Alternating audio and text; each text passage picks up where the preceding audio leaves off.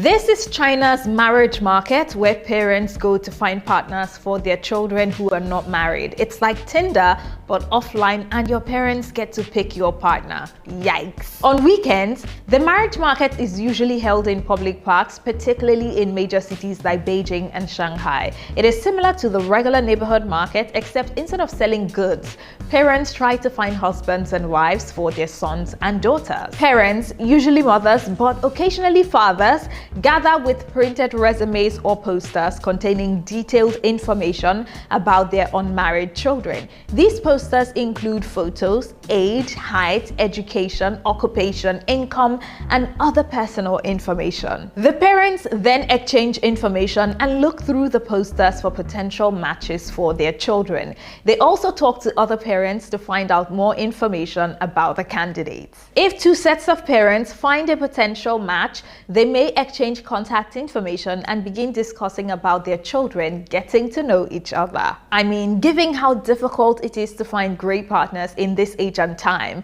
I believe marriage markets should actually be held in every major city in the world. But do you agree?